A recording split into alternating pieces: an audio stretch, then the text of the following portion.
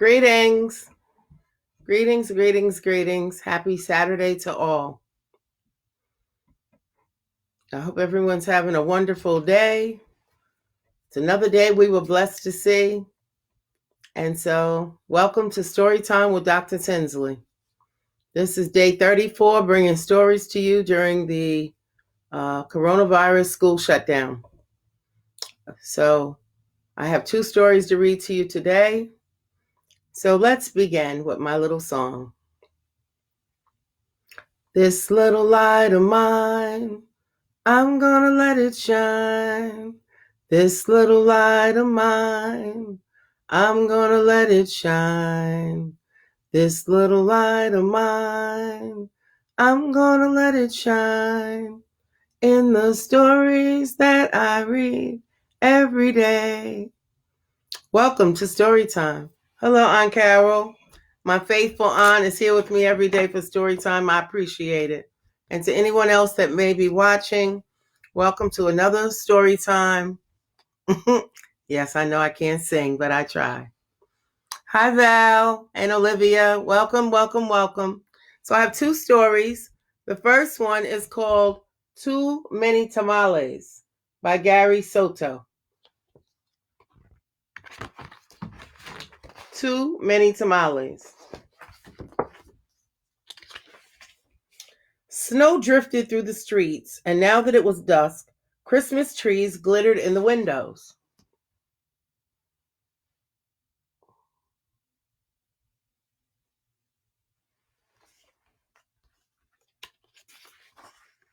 Maria moved her nose off the glass and came back to the counter.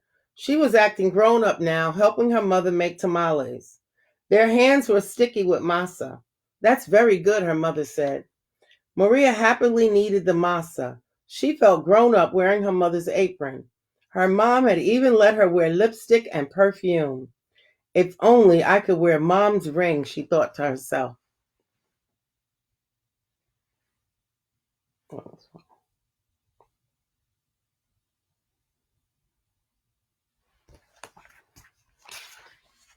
Maria's mother had placed her diamond ring on the kitchen counter. Maria loved that ring. She loved how it sparkled like their Christmas tree lights. When her mother left the kitchen to answer the telephone, Maria couldn't help herself. She wiped her hands on the apron and looked back at the door.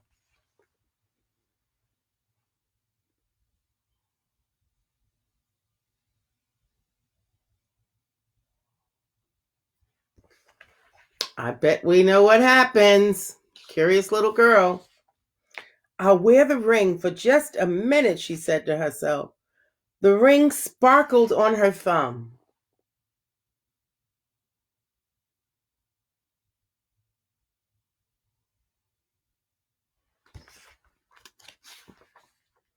Maria returned to kneading the masa, her hands pumping up and down.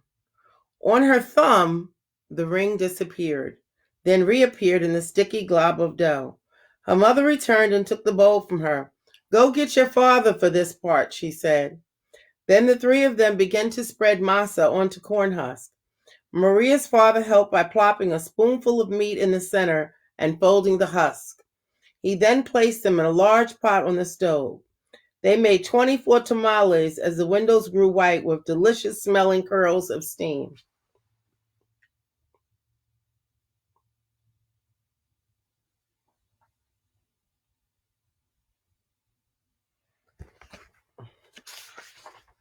A few hours later, the family came over with armfuls of bright presents.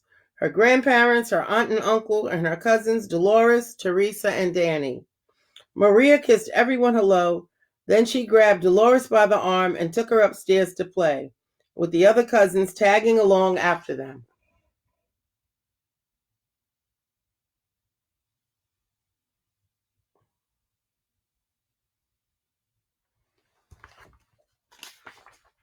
They cut out pictures from the newspaper, pictures of toys they were hoping were wrapped and sitting under the Christmas tree. As Maria was snipping out a picture of a pearl necklace, a shock spread through her body. The ring!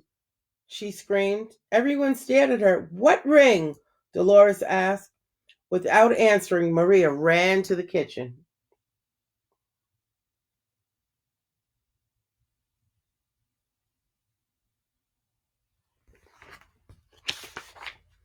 The steaming tamales lay piled on a platter. The ring is inside one of those tamales, she thought to herself. It must have come off when I was kneading the masa. Dolores, Teresa, and Danny skidded into the kitchen behind her. Help me, Maria cried. They looked at each other. Danny piped up first. What do you want us to do? Eat them, she said. If you bite something hard, tell me.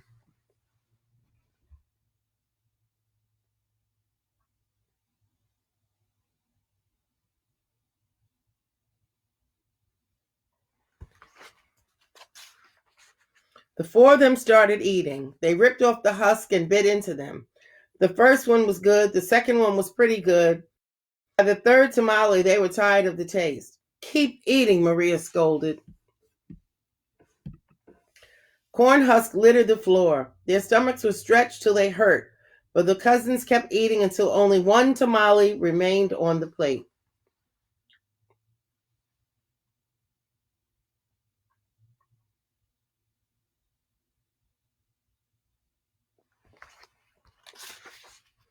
That must be it, she said. The ring must be in that one. We'll each take a bite. You first, Danny. Danny was the youngest, so he didn't argue. He took a bite, nothing. Dolores took a bite, nothing. Teresa took a bite, still nothing. It was Maria's turn. She took a deep breath and slowly, gently bit into the last mouthful of tamale.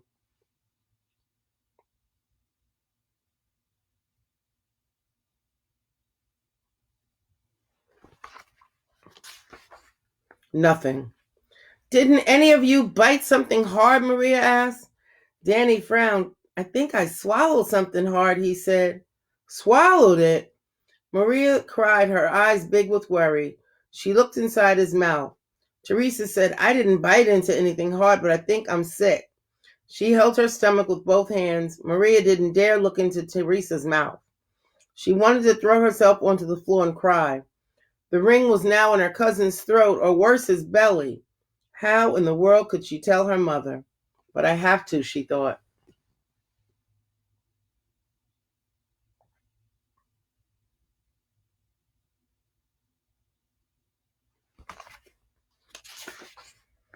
She could feel tears pressing to get out as she walked into the living room where the grown-ups sat talking. They chatted so loudly that Maria didn't know how to interrupt. Finally, she tugged on her mother's sleeve.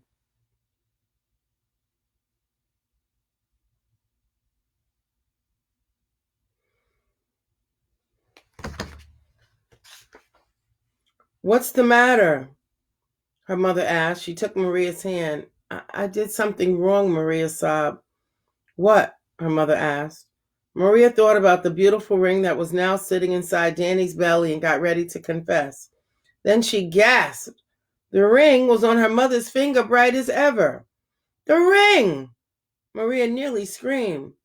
Maria's mother scraped off a flake of dried masa. You were playing with it, she said, smiling gently.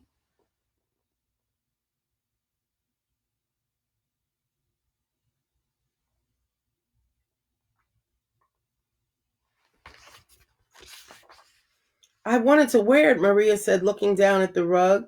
Then she told them all about how they eaten the tamales. Her mother moved the ring a little on her finger. It winked a silvery light. Maria looked up and Aunt Rosa winked at her too.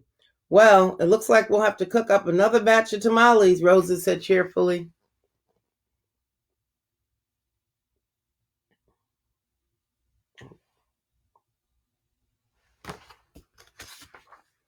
Maria held her full stomach as everyone filed into the kitchen, joking and laughing. At first, she felt like crying as she kneaded a great bowl of masa next to Aunt Rosa. As she pumped her hands up and down, a leftover tear fell from her eyelashes into the bowl, and for just a second rested on her finger, sparkling like a jewel. Then Rosa nudged her with her elbow and said, Hey, Nina, it's not so bad. Everyone knows that the second batch of tamales always tastes better than the first, right? When Dolores, Teresa, and Danny heard that from the other side of the room, They let off a groan the size of 24 tamales.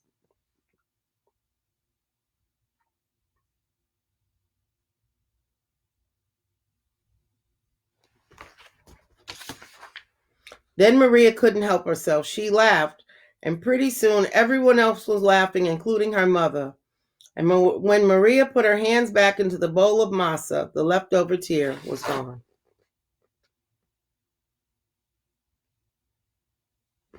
And that's the story of Too Many Tamales.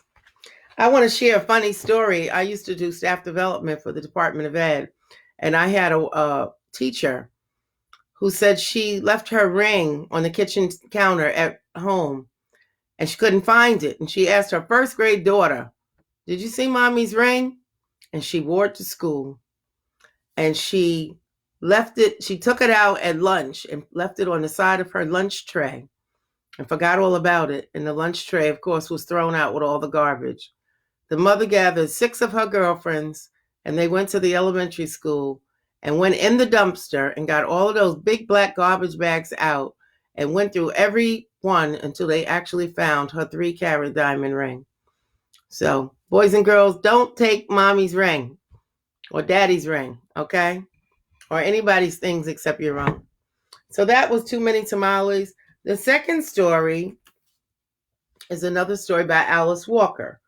So this is a little bit older, but it's for children.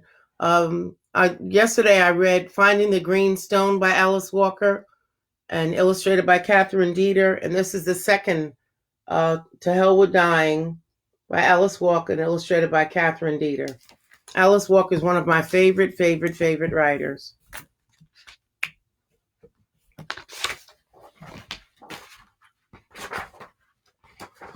In fact, this is an autograph book to the children from Alice Walker, May 3rd, 1989. You see that?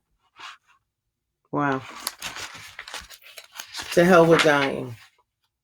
I love this book because it's an intergenerational book, and I think our elders are so important. To hell with dying, my father would say. These children want Mr. Sweet.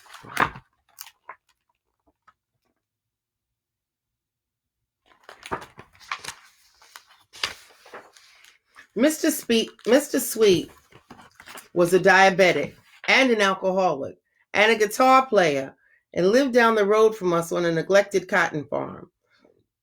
Excuse me. My older brothers and sisters got the most benefit from Mr. Sweet. For when they were growing up, he had quite a few years ahead of him and so was capable of being called back from the brink of death any number of times. Whenever the voice of my father reached him as he lay expiring, "To hell with dying, man," my father would say, pushing the wife away from the bedside in tears, although she knew the death was not necessarily the last one, unless Mr. Sweet really wanted it to be. These children want Mr. Sweet, and they did want him, for at a signal from father, they would come crowding around the bed and throw themselves on the covers, and whoever was the smallest at the time would kiss him all over his wrinkled brown face and began to tickle him so that he would laugh all down in his stomach, and his mustache, which was long and sort of scraggly, would shake like Spanish moss and was also that color. Oh, this one.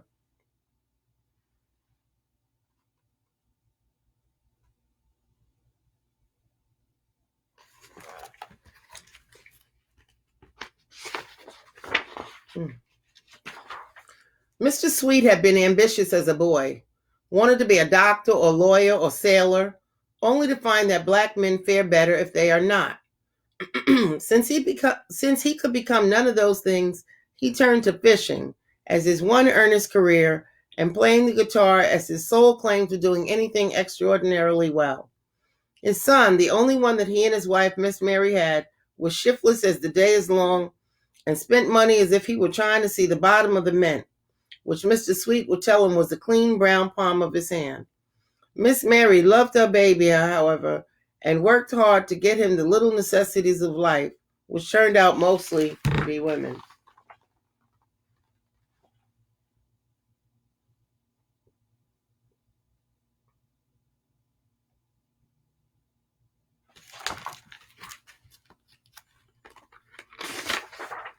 Mr. Sweet was a tall, thinnish man with thick, kinky hair going dead white. He was dark brown, his eyes were very squinty and kind of bluish, and he chewed brown mule tobacco. He was constantly on the verge of being blind drunk, for he brewed his own liquor and was not in the least a stingy sort of man, and was always very melancholy and sad, although frequently when he was feeling good, he danced around the yard with us, usually kneeling over just as my mother came to see what the commotion was. Toward all of us children, he was very kind, and he had the grace to be shy with us, which is unusual in grown-ups. He had great respect for my mother, and she never held his drinking against him and would let us play with him even when he was about to fall in the fireplace from being drunk. Although Mr. Sweet would sometimes lose complete or nearly complete control of his head and neck so that he would loll in his chair, his mind remained strangely acute and his speech not too affected. He was an ideal playmate, for he was as weak as we were, and we usually could beat him in wrestling, all the while keeping a fairly coherent conversation going.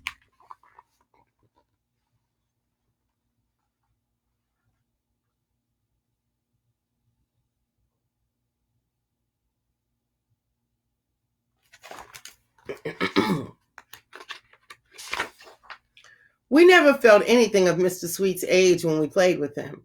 We loved his wrinkles, and we would draw some of our brows to be like him. And his white hair was my special treasure, and he knew it. And he would never come to visit us just after he had his hair cut off at the barber shop. Once he came to our house for something, probably to see my father about fertilizer for his crops, because although he never paid the slightest attention to his crops, he liked to know what things would be best to put on to use if he ever did. Anyhow, he did not come with his hair since he had just had it shaved off at the barber shop. He wore a huge straw hat to keep off the sun and also to keep his head away from me. But as soon as I saw him, I ran up and demanded that he take me up and kiss me with his funny mustache, which smelled so strongly of tobacco. Looking forward to burying my small fingers into his woolly hair, I threw away his hat, only to find he had done something to his hair, that it was no longer there. I let out a squall, which made my mother think that Mr. Sweet had finally dropped me in the well or something, and from that day I've been wary of men in hats. However, not long after, Mr. Sweet showed up with his hair grown out and just as white and kinky and as impenetrable as it ever was. Oh, sorry.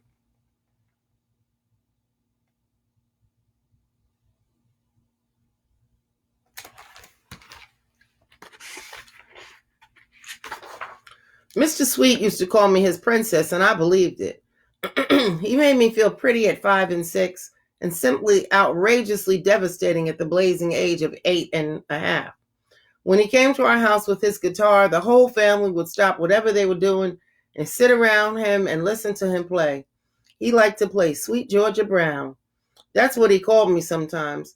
And he also liked to play Caledonia and all sorts of sweet, sad, wonderful songs, which he sometimes made up.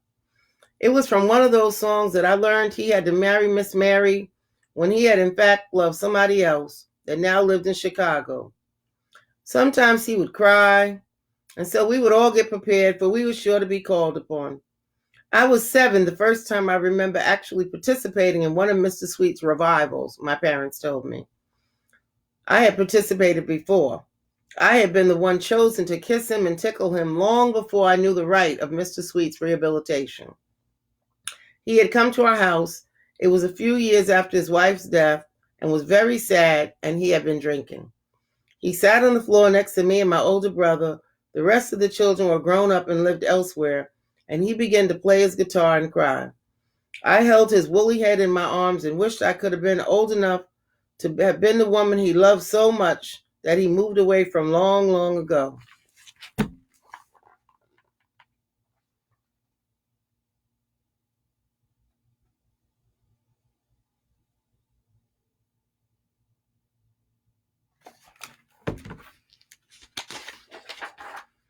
When he was leaving, my mother said to us, we better sleep light that night, for we probably have to go over to Mr. Sweet's house before daylight. And we did. For soon after we go into bed, one of the neighbors knocked on our door and called my father said Mr. Sweet was sinking fast, and if we wanted to get in a word before the crossover, he better shake a leg and get over to Mr. Sweet's house. All the neighbors knew to come to our house if something was wrong with Mr. Sweet, but they did not know how we always managed to make him well and keep him from dying when he was so often near death. As soon as we heard the cry, we got up, my brother and I, and my mother and father, and we put on our clothes. We hurried out of the house and down the road, for we would always be afraid we might someday be too late and Mr. Sweet would get tired of the dallying. Oh, sorry.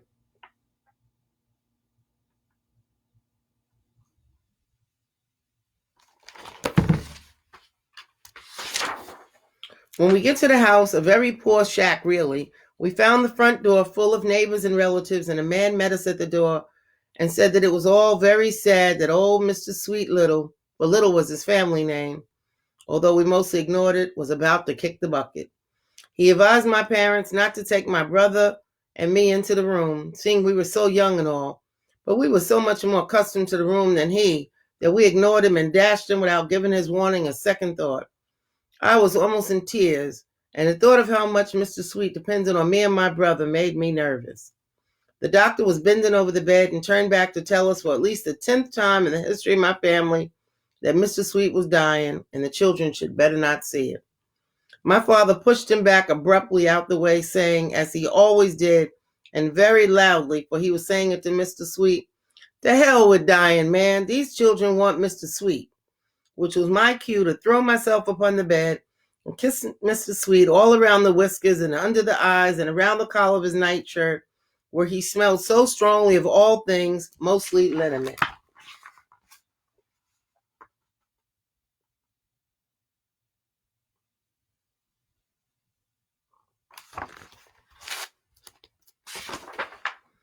I was very good at bringing him around, for as soon as I saw that he was struggling to open his eyes, I knew he was going to be all right, so could finish my revival sure of success.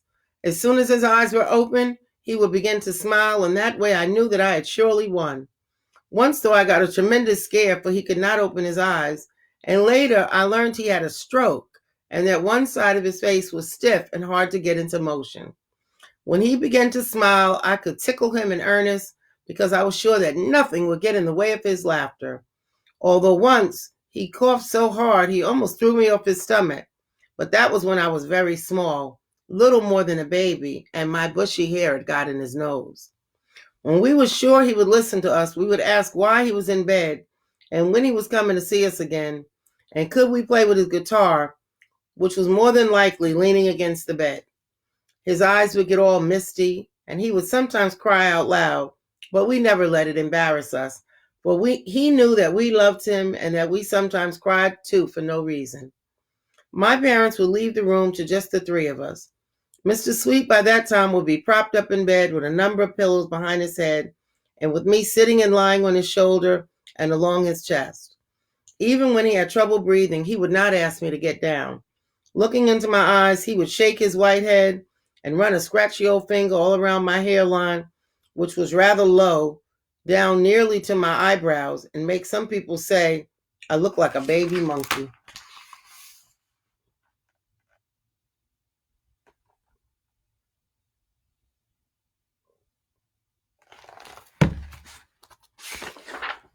My brother was very generous in all this. He let me do all the revivaling.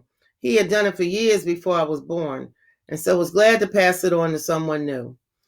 What he would do while I talked to Mr. Sweet was pretend to play the guitar. In fact, pretend he was a young version of Mr. Sweet, and it always made Mr. Sweet glad to think that somebody wanted to be like him. Of course, we did not know this then. We played the thing by ear, and whatever he seemed to like, we did. We were desperately afraid that he was just going to take off one day and leave us.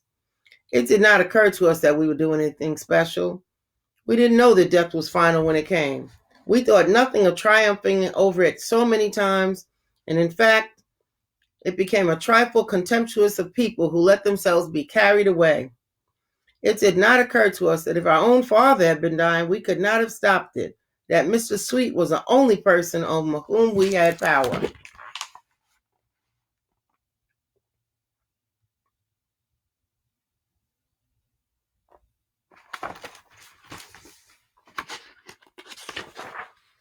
When Mr. Sweet was in his 80s, I was studying in the university many miles away from home.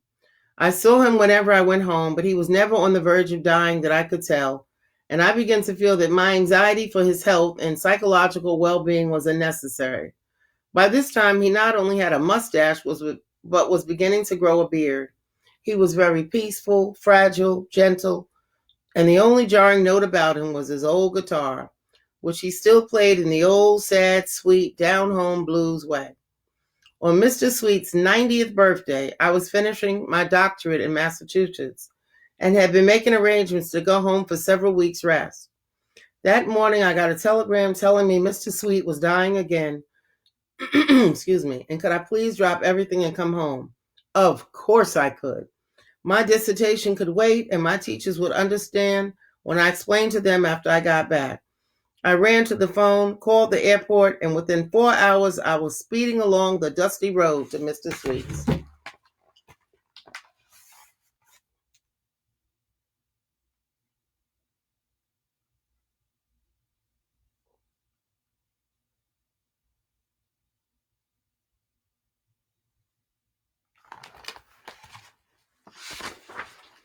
The house was more dilapidated than when I was last there, but it was overgrown with yellow roses which my family had planted many years ago. The air was heavy and sweet and very peaceful. I felt strange walking through the gate and up the old rickety steps, but the strangeness left me as I caught sight of the thin body I loved so well beneath the familiar quilt coverlet, Mr. Sweet.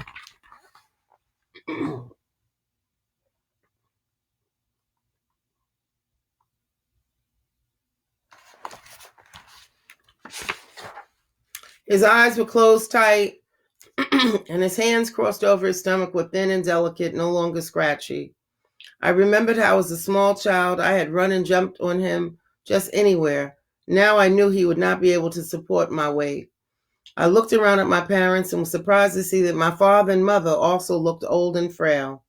My father, his own hair very gray, leaned over the quietly sleeping old man, who incidentally still smelled of wine and tobacco, and said as he done so many times, "To hell with dying, man. My daughter is home to see Mr. Sweet." My brother hadn't been able to come, as he was in the war in Asia. I bent down and gently stroked the closed eyes, and gradually they began to open. The closed, wine-stained lips twitched a little, then parted in a warm, slightly embarrassed smile.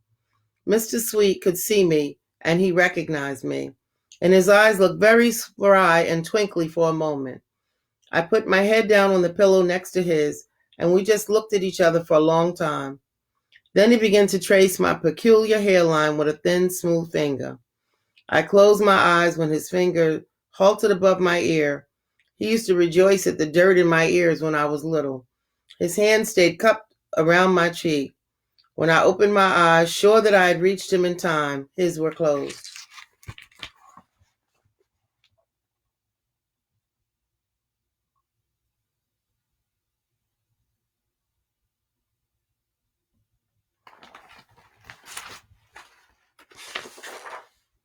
Even at 24, how could I believe I had failed? Mr. Sweet was really gone. He had never gone before, but when I looked at my parents, I saw they were holding back tears. They had loved him dearly. He was like a piece of rare and delicate china which was always being saved from breaking, and which finally fell. I looked long at the old face, the wrinkled forehead, the red lips, the hands that still reached out to me. Soon I felt my father pushing something cool into my hands. It was Mr. Sweet's guitar. He asked him months before to give it to me. He had known that even if I came next time, he would not be able to respond in the old way. He did not want me to feel that my trip had been for nothing.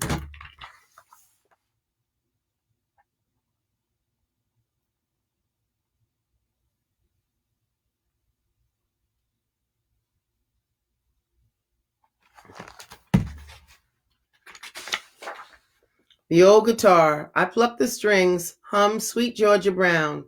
The magic of Mr. Sweet lingered still in the smooth wooden box.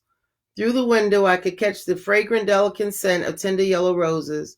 The man on the high old-fashioned bed with the quilt coverlet and the glowing white hair had been my first love. And that is To Hell with Dying by Alice Walker. And you know, boys and girls, and to the adults watching, life and death are all connected. You know, there's something bigger and more important than us that many people call God that determines when we're born and when we die. So it's just something that we have to have faith and submit to. In the meantime, while we're living, we want to be well, we want to be happy, we want to be joyous, we want to be productive, we want to be positive. And so I thank you all for joining today. I see Andrea and Denise and my Aunt Carol and Valerie and Olivia. And I'm not sure who else may have logged on and watched the story or will watch it. But I wish you all well. Have a blessed Saturday. Enjoy your day. Do something that makes you happy. There's many, many things that we can all do in our house to make us happy. Make sure that you do that. Treat yourself well. Do something that makes you feel good. Make a bubble bath. Take a bubble bath. Light a candle. Pour a glass of wine. Have a glass of juice.